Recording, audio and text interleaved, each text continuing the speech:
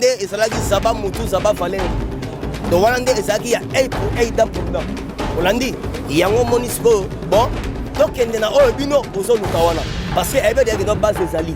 Encore, il y a un bas, Yoka base, Yoka base. Yoka base, Yoka base. Oui, parce que le informateur, tous ont nommé avant jeudi. On a dit avant jeudi, comme on a besoin de Congo. Donc, l'autre, ça l'intervention. Na yebisi yo. Et puis Tambo Mambazo quoi déjà. Dobeti déjà 75 pétitions. Azo quoi ninga zana.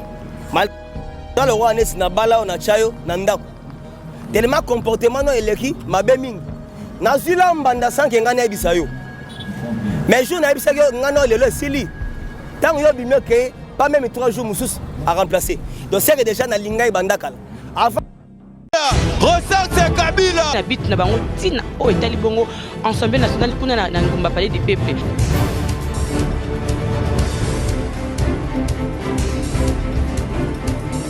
Niams Télévision, abonnez-vous. Niams Télévision, massivement. Niams Télévision. Et surtout, n'oubliez pas d'appuyer sur la cloche pour ne pas rater toutes nos informations. Vous retrouvez une fois de plus dans le cadre de votre magazine Qu'on en parle, bien sûr, présenté par votre humble servante Sarah Nyamabou. Mesdames et messieurs, Kandeneb Sarabino, l'information est prioritaire. Aujourd'hui, dans ce plateau, j'ai un réel plaisir de recevoir pour vous Mwanamboka, alternance de l'UDPS, Nayene Tokoloba, Torosolo la Makamozo, les Kanakatia, Boka Nabiso et République démocratique du Congo Tokwa, Makanisia Bayimboka, Makanisia Bayimboka, Nabiso Nakatia Plateau, Oyo, Nekosala que Mboka Nabiso et Kene Liboso Pambate, Mboka Nabiso et Zalina Makabu, Ebele, alors, l'idée de Nabiso Makanisia Nabiso de Pomema, changement Nakatia, RDC. Mesdames et messieurs, merci, Nandenge Bozo, continuez à s'abonner massivement. En tout cas, merci pour votre fidélité renouvelée chaque jour dans votre chaîne Niams Officielle Télévision. Merci à Papa Francis Mboui, merci à Maman Nanon Lumbala. Merci à vous tous, mesdames et messieurs. Moi, Namboka Mbotenayo. Oui, Mbotena sepeli atone to kutani susu. Talaka doto yebi sara bango kwanga batikela bateke. Politique botikela ngo IDPS. Ba koki politique te ba na bagarre to suki na ba na mama na bagarre. To basi ngwa subado na ninga osaka na tende ya ngwana. Très bien. Santé ça madame. Oui, santé ça ngo vrai par la grâce de Dieu talaka. Président ça déjà on a azo loi ça déjà azo panzanteke. On l'a dit déjà. Donc nega discours il y a dimanche passé, ils ont déjà nini. Ils ont dit 1 pour 1 dans pour dans. Il y a un moni et va vivre déjà. Moi Namboka depuis papa Mokonzi Ekolo a salaki discours na e pour la coalition. Non pour le bas la micro na biso ya Niams Officielle Télévision té. Tolingi va to kota na ben émission o meka ko pesa biso ba impression na yo par rapport il y a discours ya Mokonzi Mboka o salaki la fois dernière. La roye biso boy. Avant na bête le discours ya suka o salaki yo. Avant dernier zaki à 6 minutes. Mbala liboso. Et puis qu'on les la muté ça ka te forma ya mission bima. Et ça la mutu musu atangela na mukanda mais azolela. Donc président Fati Béton, Fati Volcan, Fati Soleil, Fati Aigle, Fati Mukwa Tombolo, Fati Mukishi. Donc alela qui déjà c'est-à-dire quoi? Atalisi na peuple lobby. Bino batu bo voter ngana koma na oyo esika. Mais yako kama ezanini. Lobby borosenga nga bilan. Mais na repesa bino bilan nini. Aussi le temps bateau to saki na bango binemi lobby. Nga na bengi bango to comme lelo ba partenaire. Mais c'est-à-dire ba ça là-dedans ba besoin mo partisan. Donc ba pour ça moko ya ba intérêt na bango. Yango na trouver ngo bon. Na trouver ngo bon ngai na bango to suka na awa na luka batu mususu. Oh, ba na même idéologie na ngai, même vision na ngai, to ça la union sacrée. C'est l'une des raisons abandonner la consultation. Alors tant que sili si le deuxième discours au abetaki wana nde esalaki Zaba Moutou Zaba Fallait. Donc wana nde ezalaki ya 1 pour 1 dans pour dans. Olandi yango monisco bon to kende na o bino bozo luka wana parce que ebe de no base ezali. Encore yemo lo baka yoka base Yoka base. Moi Mboka tata Mokonzi Ekolo alobaki a décidé à nommer un informateur.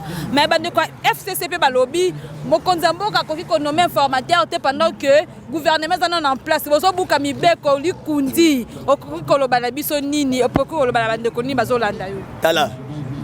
Oyo zo poser ba question à sa président parlementaire debout. Donc avant ko kanganga fort banda ko longolanga immunité parlementaire. Et puis dans un cadre parti, donc ça c'est l'union pour la démocratie et le progrès social. Il y aura la bisayo. Et lorsque le bien la politique elle est dynamique. Politique ça la oh to bengara et ça ba exercice moro politique. Donc ça la ba divergence ça ba opinion. Politique go ba ko tia atana kata cercueil.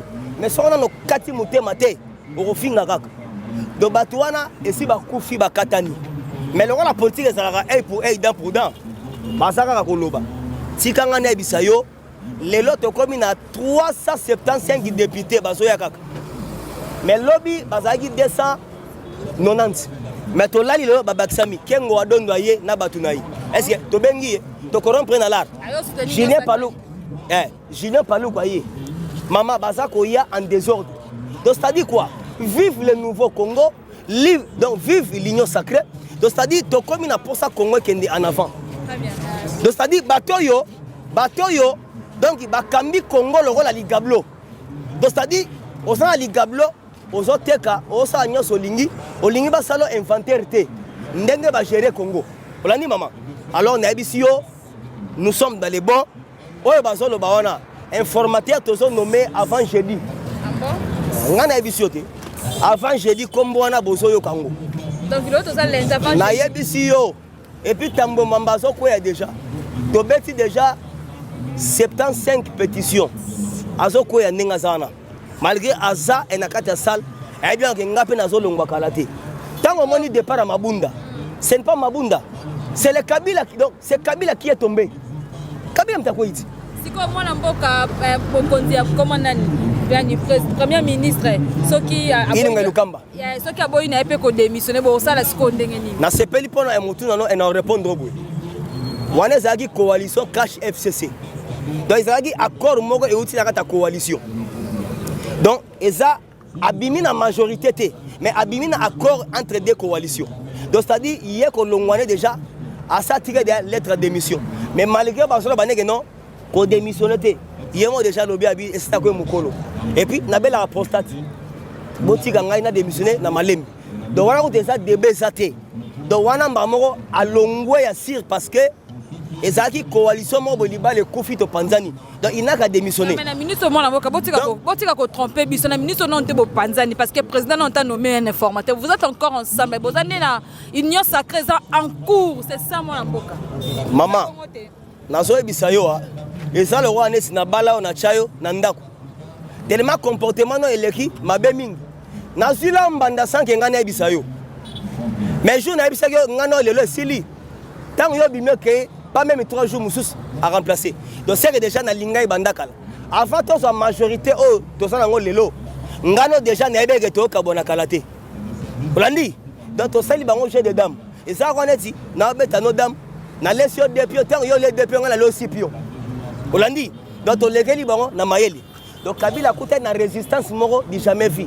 Il y a un moment UDPS et sa machine politiquement. Mais Kabila zo senga ka respect à accord, nous respecter ba accord. Tebino UDPS bo corrompre combien de fois? Bo buraka bo panzaka ba accord, bo panzaka ba accord. Bina yo ha.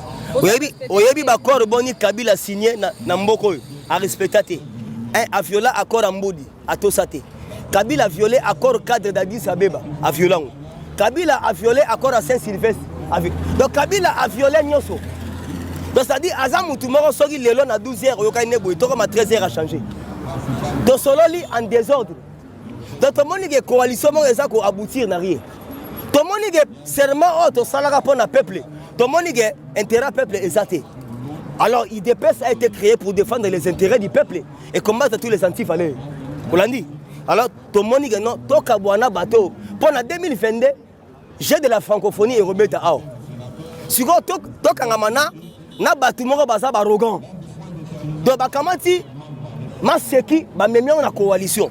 Donc bakamati président na biso donc bazo mono ndire muninga na bango. Alors to trouvango bon to kabona na batoyo to luka place majorité intérêt peuple zali tokende. Maman Sepela vive le nouveau Congo. Vive l'union sacrée pour la nation. Bon toyo ki mona mboka Martin Fayulu lobi abi union sacrée za ba théâtre, bozo sala ba théâtre et ko aboutir na eloko moko te. Wana za musicien na biso Congo. Po Josar asi alembagi mutazo kamba zaiko Kalaté ça Martin Fayulu Madidou. Bango mi balé na mutu na ye muzitu. Bango ça la politique. Candidat présidentiel 2020 to benge musicien. Na lobby album ne ya liboso bimisa kombo nango vérité désir. Album ya mi balé aye ko bimisa kombo nango eza vaut mieux to sanga biso tout. Siko azo préparer 3e album. Un grand danseur. Yango moni tangu président bandaki ko yamba batu na consultation. Ayambaki Fayulu Kala. Tant déjà ayambi Mbiliabel, ayambi Bill Clinton, ayambi Bozi Boziana. Veut dire ayambi ba Mr Martin Fayulu. Holandi pour un grand danseur, un grand musicien. Alors il y a la politique à ça la raté. Alors politique tant moni to yambi Jean-Pierre Bemba, to yambi Moïse Katumbi. Veut dire ba kolo la mukande ba ngwana ba ye. Holandi. Donc batunya c'est déjà ici ba kota. Holandi ngo. Et puis FCC wana. FCC et ça a un avantage de biso mais Dr Boyaki koyebisango bango lelo tika na ebisao. FCC veut dire Félix champion du Congo. Holandi F veut dire Félix, C veut dire champion, C veut dire du Congo. Holandi ngo. Bino bande ko IDPS na ko composer yango moni to ebisaki bino politique et ça IDPS. IDPS c'est une université politique. Sur ligne oyo la politique il y a na IDPS. Voilà mesdames moi la mboka to komi vraiment ko chiter na émission na biso to zeleni na malamu na union sacrée. Est-ce que vous êtes sûr vraiment président ko réussir na union sacrée oyo? To yebisi bango d'abord union sacrée pour baya isaki na ba critères. Être congolais de père et de mère. Soit esprit à Kingakati tigan na Kingakati. Lelo akefanda na Kolwezi. Avec tenter abanda omeka rébellion mais eurosimbate azaja en raison surveiller kasi bino bolobaki baboya voilà kokendeta kokendete mais wana lo aza na coalition moni pe population to mona ki full ndenge bayambaki Joseph Kabila ex-président na biso ya mboka na biso ya République démocratique du Congo azalaki akei na population bande kwa lwala bayambaki na Kolwezi bayambaki na Katanga donc c'était catastrophe mais bino bolobaki akokende pas iter ko sala boyete population na balaki bango 15 000 francs congolais à chacun.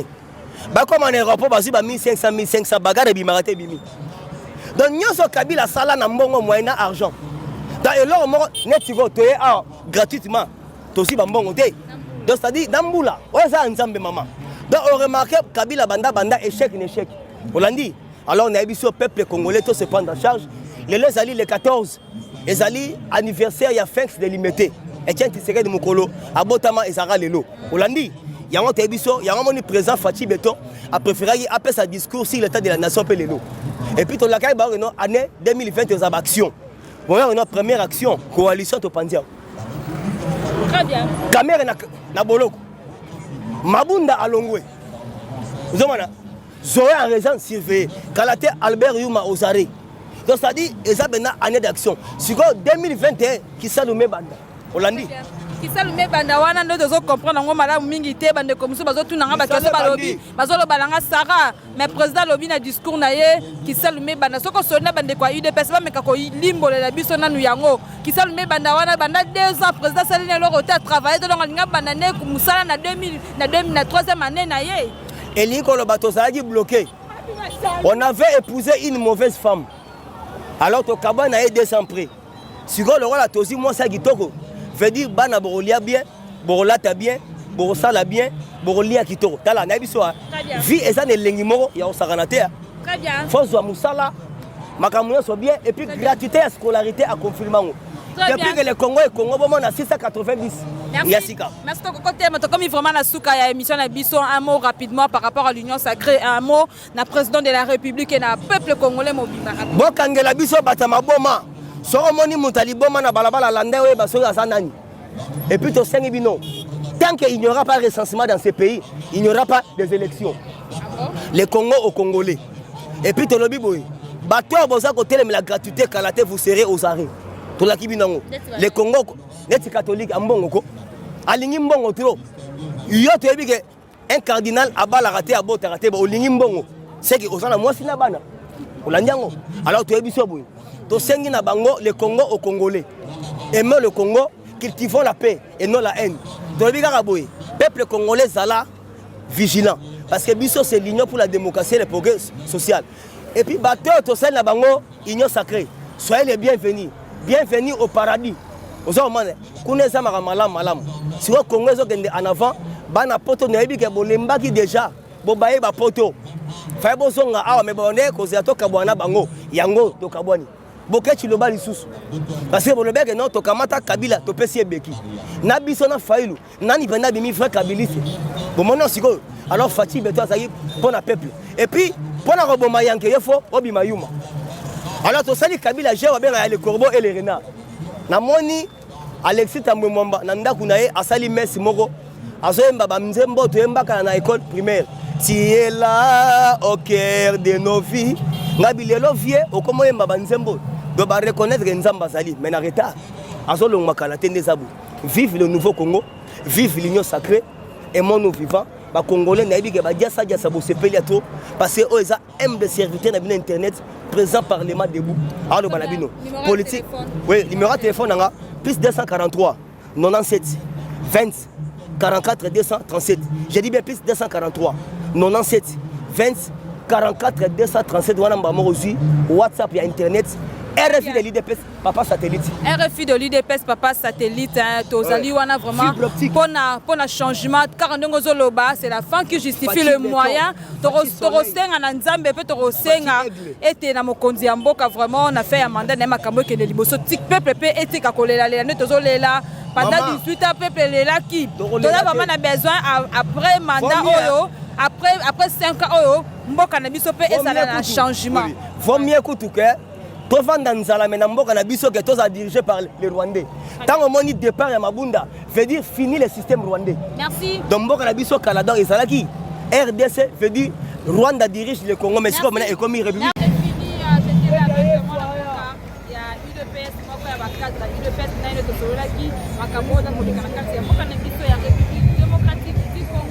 on se retrouve très prochainement d'ici là pour terminer à voir que ça sûreté le Congo ne sera jamais déstabilisé.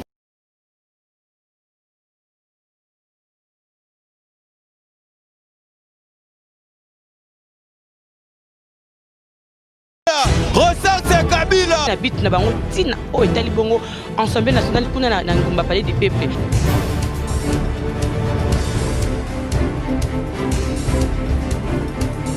Niams Télévision, abonnez-vous. Niams Télévision, massivement. Niams Télévision. Et surtout, n'oubliez pas d'appuyer sur la cloche pour ne pas rater toutes nos informations.